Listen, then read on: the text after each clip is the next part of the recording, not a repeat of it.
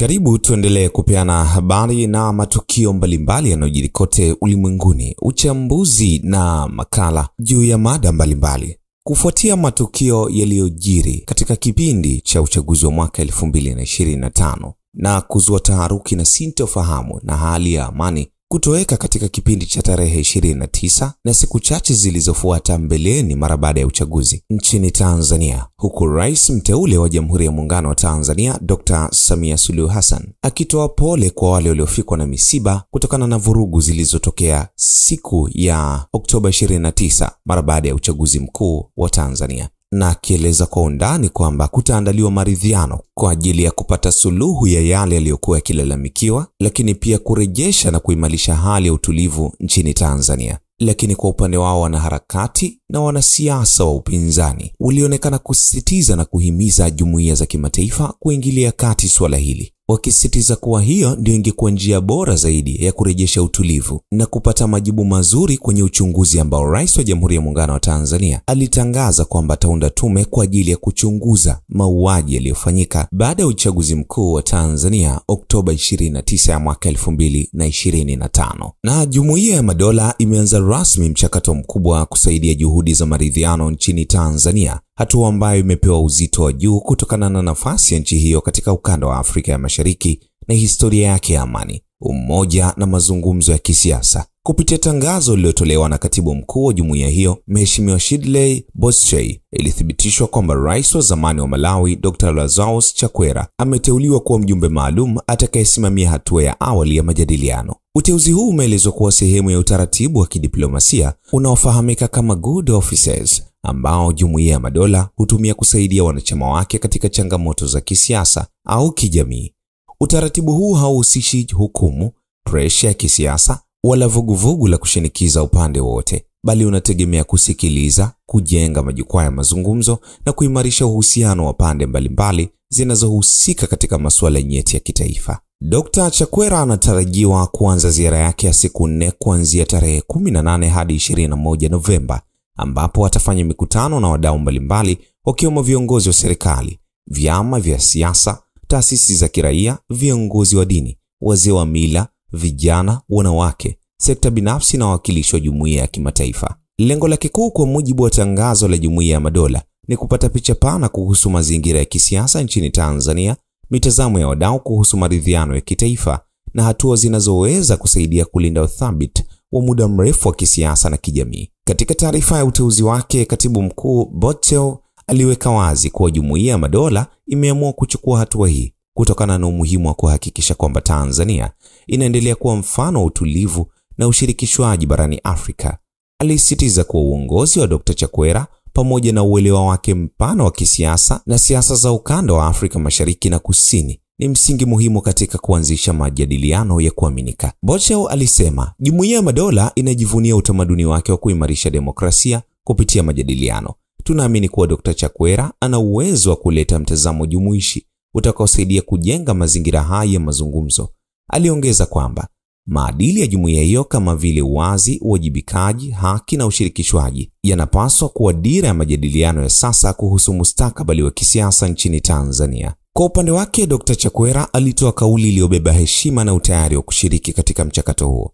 Alisema kuwa Tanzania ni nchi ambayo imekuwa jirani wa karibu wa Malawi na kwamba muda wote amekuwa akifuatilia mwenendo wa majadiliano ya kisiasa na harakati za kijamii. Akifafanua zaidi, aliongeza, nitaingia Tanzania si kwa lengo la kutoa amri, bali kwa lengo la kusikiliza, kuelewa na kusaidia wadau kuunda njia inayofaa kulingana na mahitaji yao kama taifa. Lakini hebu tuangalie muktadha wa kisiasa na kijamii. Safari ya kutafuta maridhiano nchini Tanzania. Ujio wa ujumbe wa Jumuiya ya Madola unakuja katika kipindi ambacho Tanzania inaingia hatua mpya ya tathmini ya mustakabali wa kisiasa baada ya matukio yaliyojitokeza wakati wa uchaguzi mkuu wa Oktoba 29 ya mwaka 2025. Uchaguzi huo uliokuwa na hamasa kubwa nchini kote uliambatana na maandamano ya siku 3 ambayo yalizua mijadala mikubwa kuhusu taswira ya siasa, nafasi ya taasisi za usimamizi wa uchaguzi na umuhimu wa mazungumzo kati ya wadau wa kisiasa. Katika maandamano hayo, taarifa zinaeleza kuwa watu kadhaa walipoteza maisha na kulikuwa na uharibifu mkubwa wa mali binafsi za umma ikiwemo ofisi za chama tawala cha CCM katika baadhi ya maeneo, ingawa tathmini za kina kuhusu matukio hayo zinaendelea kufanywa na mamlaka husika.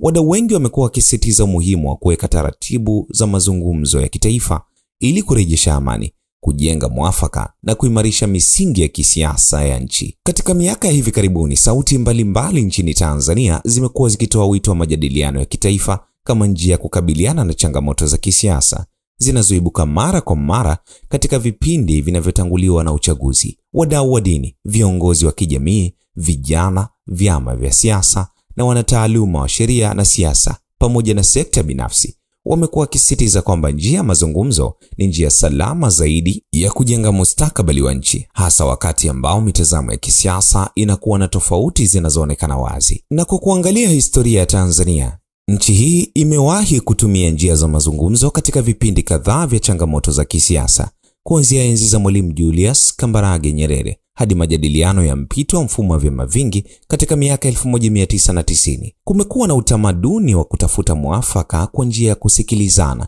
na kufanya mazungumzo ya pamoja. Wataalamu wa historia ya siasa wanasema kuwa utamaduni huo ndio uliwahi kuifanya Tanzania kuwa moja ya nchi zenye utulivu wa juu katika ukanda wa Afrika ya Mashariki. Katika kipindi cha miaka ya karibuni, mjadala kuhusu maridhiano ya kitaifa umeendelea kuongezeka, hususan baada ya mivutano inayotokea katika uchaguzi. Ujio wa Dr. Chakwera hivyo basi unaonekana kama mwendelezo wa jitihada za kutengeneza majukwaa ya kimuafaka ambapo pande zote zinaweza kuzungumza bila presha ya kimamlaka na kwa kuzingatia misingi ya kuheshimiana. Katika ziara yake ya siku 4, Dr. Chakwera anatarajiwa kukutana na makundi mbalimbali ya wadau ambao wana nafasi muhimu katika kuamua mwelekeo wa siasa na maendeleo ya nchi. Kwa mujibu wa taarifa kutoka Jumuiya ya Madola, mazungumzo yake yatagawanywa katika sehemu kadhaa. Sehemu ya kwanza ikiwa ni mazungumzo na serikali. Kutakuwa na mkutano maalum na viongozi wa serikali ambapo mada kuu zitahusu tathmini ya uchaguzi, mustakabali wa mageuzi ya kisiasa, uimarishwaji wa taasisi na nafasi ya mazungumzo ya kitaifa katika kuimarisha utulivu wa muda mrefu. Mazungumzo haya yanatarajiwa kufanyika kwa umakini mkubwa na kwa kuzingatia misingi ya heshima na ushirikiano wa kimataifa. Sehemu ya pili itakuwa ni mazungumzo na vyama vya siasa.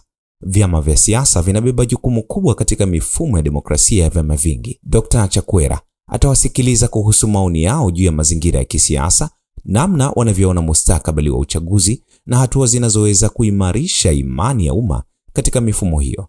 Mazungumzo haya yanatarajiwa kuwa na uzito kutokana na tofauti za mitazamo zilizojitokeza wakati wa uchaguzi. Na sehemu ya tatu ni mashirika ya kiraia na watetezi wa haki. Mashirika ya kiraia yamekuwa mstari wa mbele katika kutoa uchambuzi kuhusu haki za raia, ushiriki wa vijana na wanawake katika siasa na masuala ya utawala bora.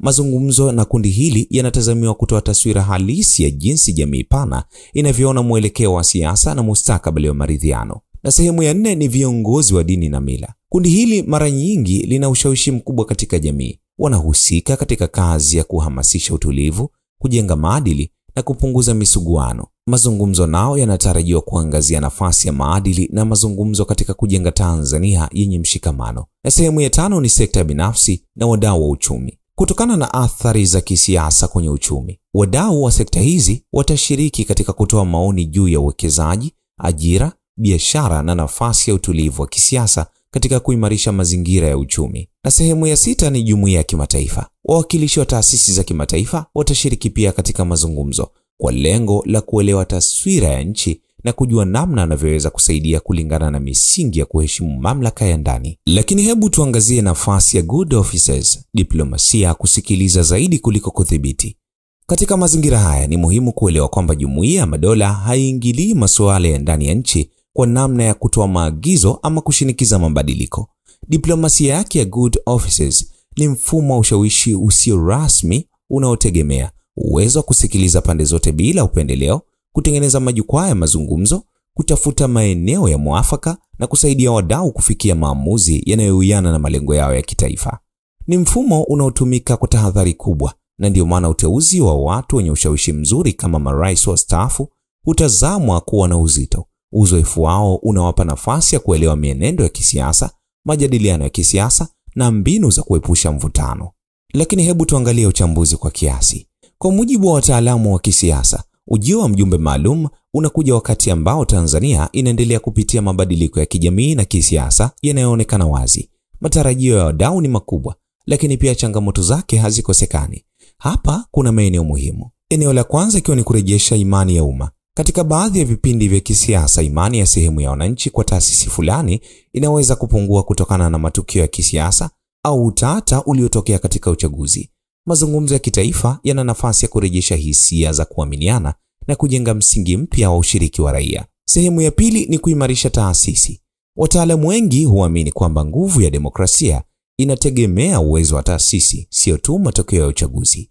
Mazungumzo yanayotarajiwa yanaweza kubainisha maeneo yanayohitaji kuwekewa mkazo zaidi. Sehemu ya tatu ni kuondoa mivutano ya kijamii. Tanzania imekuwa mfano wa taifa lenye umoja kwa miaka mingi. Mazungumzo mapya yanatarajiwa kuendeleza historia hii kwa kuangazia namna ya kupunguza tofauti za mitazamo zinazoweza kuchochea mpasuko. Sehemu ya 4 ni kuhakikisha kauli ya maridhiano inakuwa ya vitendo.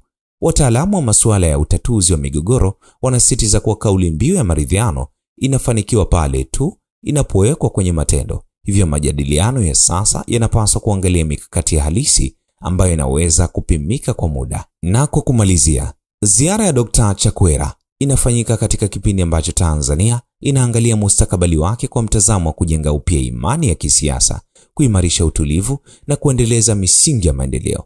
Ni hatua inayochukuliwa na wadau wengi kama ishara ya matumaini, hasa kutokana na uwezo wa Jumuiya ya Madola kuleta ushawishi mzuri bila kuingilia mamlaka ya ndani. Matarajio ya wadau ni kuona kwamba majadiliano haya yanazalisha misingi mipya ya maelewano, ushirikishwaji na uwajibikaji katika kipindi kinachokuja. Bila shaka, mustakabali wa majadiliano unategemea zaidi namna wadau wa ndani wanavyotumia nafasi iliyopo kwa sasa. Lakini ujumbe wa Jumuiya ya Madola unatoa angalau ishara moja muhimu, kwamba Tanzania inabaki kuwa nchi inayoheshimiwa yenye mchango mkubwa katika ukanda wake na ambayo ina uwezo wa kuunda mustakabali wake kupitia njia ya majadiliano. Naam, hiyo ndiyo taarifa na uchambuzi kwa ufupi juu ya ziara ya Dr. Lazarus Chakwera kuwasili kwa majadiliano ya siku 4 kuhusu mustakabali wa kisiasa na kijamii nchini Tanzania. Tafadhali tuandikie mtazamo wako kwenye hayo, lakini pia usiache kuendelea kutufuatilia kila wakati kwa habari zaidi kiganjani mwako.